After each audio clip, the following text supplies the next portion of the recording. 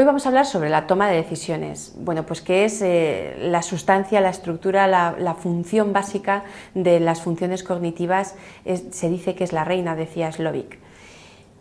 Todos hemos tomado decisiones, todos las tomamos todos los días, incluso el no decidir es ya una decisión, con decisiones importantes, simples, y que a veces, bueno, pues no sopesamos todos los pasos que debemos adoptar para tomar una buena decisión. Como decía Slovic, en el año 90 la denomina la esencia de las estructuras cognitivas, la capacidad de tomar decisiones. Veamos bueno, pues cómo funciona una buena toma de decisiones. Lo primero es plantear el problema, decidir si esa decisión es necesaria. A continuación debemos plantearnos el definir los objetivos. ¿Qué es lo que queremos lograr con esta decisión que nos estamos planteando tomar? Generar alternativas, el hacer lo que se llama ahora muy comúnmente tormenta de ideas, el enunciar todas las opciones posibles de respuesta ante ese problema de decisión al que nos enfrentamos sin desechar a priori ninguna.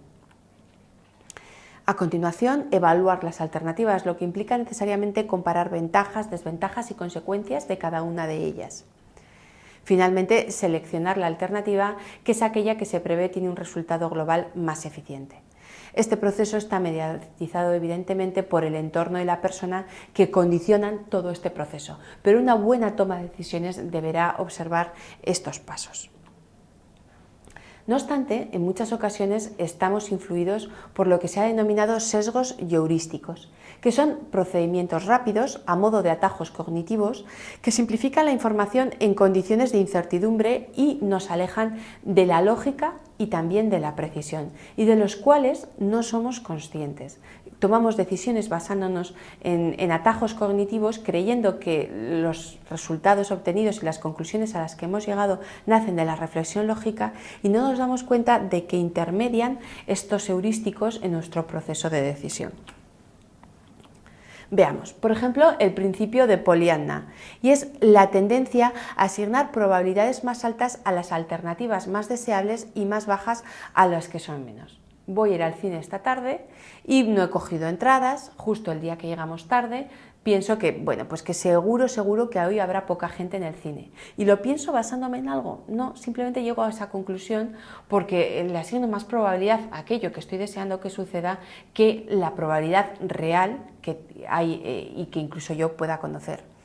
O bueno, me presento a unas oposiciones y como son muy difíciles y las quiero conseguir, llego a una conclusión a través de ciertos retrógrados cognitivos de que seguro que se presenta muy poca gente a esta oposición porque es muy difícil. Y bueno, pues quizá haya otros 200 personas más que hayan pensado lo mismo que yo y nos encontremos una verdadera multitud en la puerta de entrada al examen. Este es el principio de Pollyanna y viene, bueno, pues de un personaje literario que siempre vivía feliz y creía que lo más estupendo era lo que iba a suceder. El exceso de confianza es la tendencia a sobreestimar el propio conocimiento y opiniones sin garantía de fiabilidad. Es aquello de decir, no hay problema, yo controlo. Cuando, bueno, pues la gente que fuma o, bueno, ante la complejidad de manejar una máquina más peligrosa, alguien contesta, no hay problema, yo controlo. ¿Y en qué se basa esa afirmación? ¿Realmente controlo? ¿He tomado todas las medidas necesarias que conducen a evitar esos riesgos laborales en los que me voy a involucrar? No, simplemente pienso que no controlo, que yo controlo. Y sin embargo, sucede que los accidentes muchas veces en los puestos de trabajo están vinculados a personas que más años llevan en ese puesto y que mejor conocían la máquina, precisamente por ese exceso de confianza. También es frecuente pensar que, bueno, que aunque la entrevista sea en inglés, seguro que me las apaño. Bueno, pues en personas que quizás no tengan un nivel en el idioma muy alto, pero que se creen con más recursos de los que tienen y entran imbuidas de esa confianza que les hace llegar a la conclusión de que con toda seguridad van a salir adelante satisfactoriamente.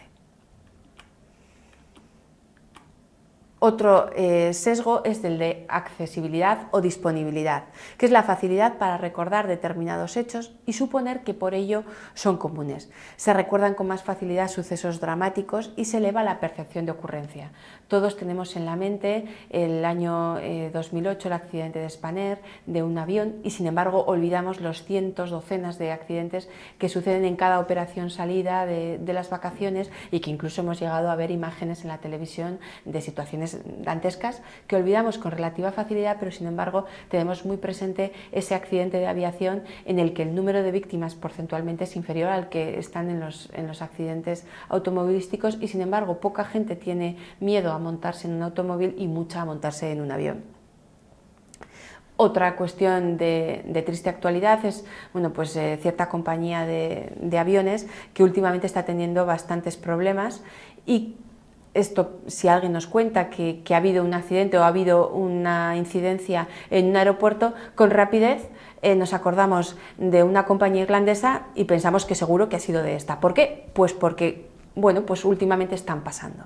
Es el recurso cognitivo de la accesibilidad o de la disponibilidad, y en ningún caso nos planteamos que quizá haya sido Iberia o haya sido otra compañía que también ha podido tener un accidente. No, rápidamente atribuimos la ocurrencia a un suceso. El sesgo de representatividad nos dice que ciertos hechos se consideran más probables o menos si se asocian a una determinada hipótesis. Pertenecer a una categoría implica tener las características de la misma. Si alguien nos dice que es ensimismado, silencioso, reflexivo, quizá pensemos que es bibliotecario. Y además solemos adoptar ciertas caricaturas para representar con rapidez el ya sabes cómo es un ratón de biblioteca, y rápidamente todos pensamos en esa persona concentrada, minuciosa, atenta a los detalles, con capacidad de estar mucho tiempo estudiando, algo introvertida, pues porque es un ratón de biblioteca, y todos inmediatamente le atribuimos esos rasgos, esos biotipos, esas características de las que hablábamos en otras lecciones.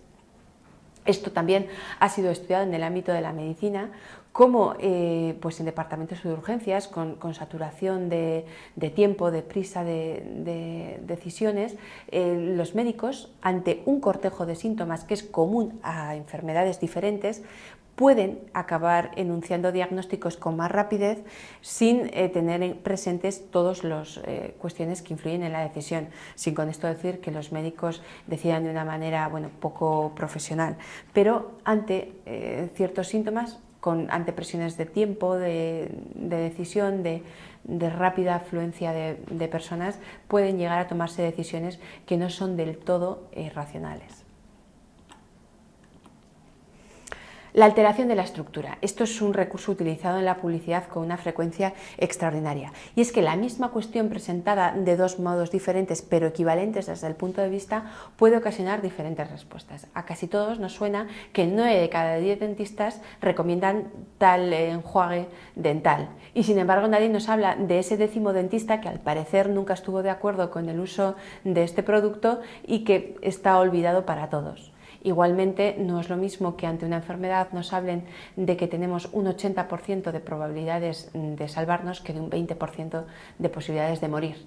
Es la misma información, pero lo que se pretende conseguir emocionalmente en un sentido u otro, las compañías, por ejemplo, de seguros, al hablarnos de las posibilidades de deceso, de accidente, de siniestro, suelen utilizar los porcentajes más desfavorables para alertarnos y asustarnos, en definitiva, generarnos una emoción que nos motive a la adquisición de ese seguro, que de otra manera, por el sesgo habitual de sentirnos inmortales, incluso los fumadores piensan que es a otros a los que les va a tocar la enfermedad coronaria o el cáncer, pues tendemos a atribuir. Y la compañía de seguros, mediante esta alteración de la estructura, nos sitúa rápidamente en la posibilidad de ser ese afectado al que las encuestas siempre sitúan, 1 de cada tantos mil contrae una enfermedad, 1 de cada pues que nosotros podamos ser uno de estos. Entonces, 9 de cada 10 dentistas nos recomiendan el uso de un producto, o tenemos el 20% de probabilidad de morir.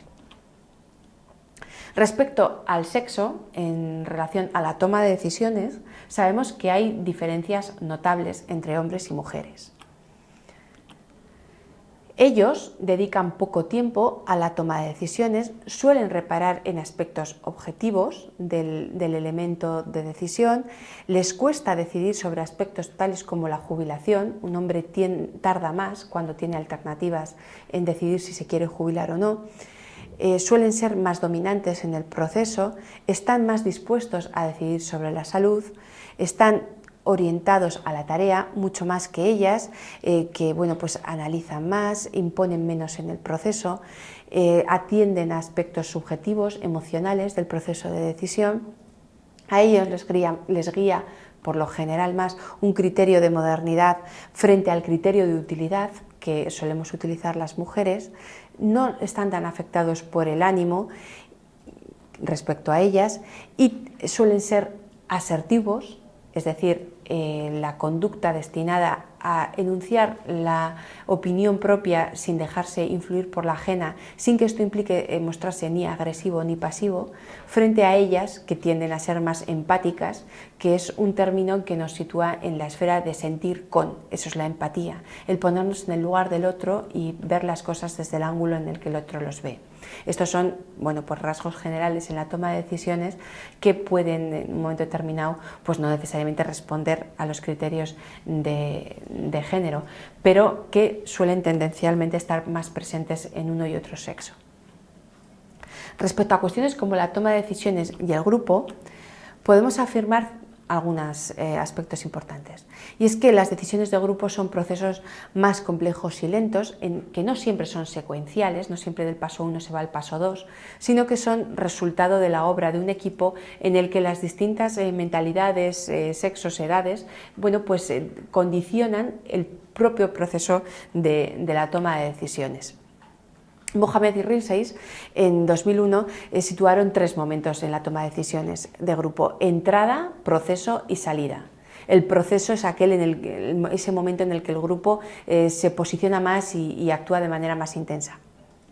En cuanto a las técnicas de decisión grupal que se han enunciado en la bibliografía con más frecuencia son el consenso, la búsqueda de llegar todos a un acuerdo, la mayoría, la decisión aquella en la que predomina un peso de decisión sobre otro, la minoría, hay también situaciones en las que se va a atender sistemáticamente a lo que piense la minoría, la técnica del abogado del diablo o del torbellino de ideas, el brainstorming que decía anteriormente, sobre bueno, pues el hecho de enunciar todas las ideas que se nos ocurren ante un proceso de decisión sin desechar a priorísticamente ninguna.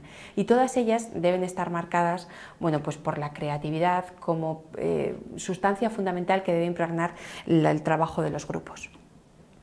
Explicaciones que se han dado, bueno, pues tantas como perspectivas se adoptan en psicología. Por una parte, la perspectiva normativa, que señala que las alternativas se presentan como juegos o apuestas y se proponen mecanismos para elegir la mejor. Permite predecir cómo se comportarán los sujetos en situaciones similares. ¿Cuál es el objetivo? Pues seleccionar la alternativa óptima que garantice la máxima ganancia. Esta es una perspectiva útil para definir cómo deberían elegir los decisores racionales en una tarea relevante. Concibe al ser humano como un ser lógico, flexible e informado que decide sobre la esperanza matemática, de forma que elegirá la alternativa que tenga mayor valor esperado. Y esto rara vez es cierto. Las personas no pensamos desde un punto de vista racionalmente matemático. La utilidad subjetiva esperada, enunciada por Savage y Edwards en el año 54, nos decían que las decisiones cotidianas contravienen los axiomas de la lógica. Es una buena descripción del pensamiento racional, pero es inadecuada cuando no media reflexión. Si decidimos de manera automática, no vamos a sopesar lógicamente desde un punto de vista matemático cuáles son las mejores opciones. La teoría de la utilidad multiatributo permite considerar múltiples atributos. No siempre se conoce la relevancia de cada uno de ellos, con lo cual, bueno, pues lo cierto es que el ser humano presenta una racionalidad restringida que suele compensar con estrategias que le permiten, bueno, pues esa falta de racionalidad compensarla y tomar otras decisiones mejores. Desde un punto de vista de perspectiva descriptiva, la teoría del portafolio nos dice que el determinante de la elección es el riesgo percibido. Donde percibimos riesgo, ahí nos posicionamos decisionalmente. Esto decía Combs en el año 79. Con lo cual hay dos aspectos relevantes, el valor esperado y el riesgo percibido. Entre una situación de riesgo se conoce la probabilidad de ocurrencia, pero no el resultado real. No obstante, cuando percibimos riesgo, nos posicionamos y actuamos.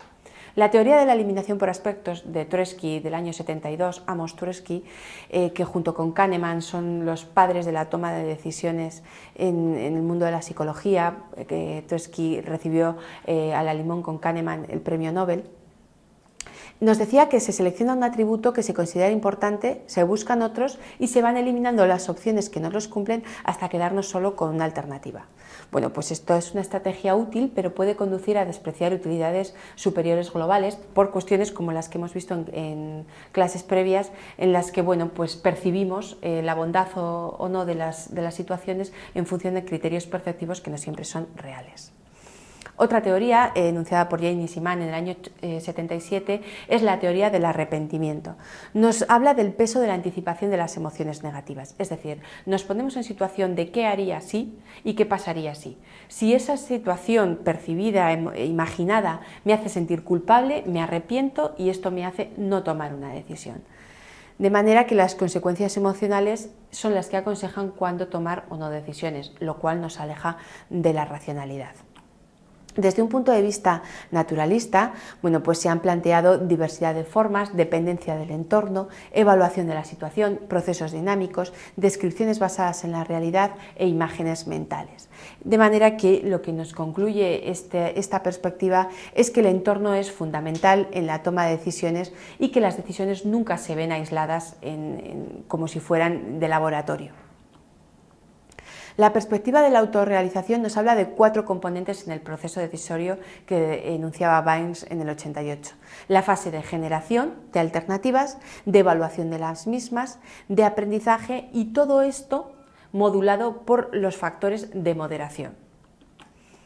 Los individuos no pueden adaptarse efectivamente al ambiente hasta que controlan sus procesos psicológicos y su conducta. Por tanto, el logro personal es un continuum entre el éxito y el fracaso. No obstante, nos dice el autor que con esfuerzo personal se pueden superar las limitaciones y evitar el fracaso. Muchas gracias.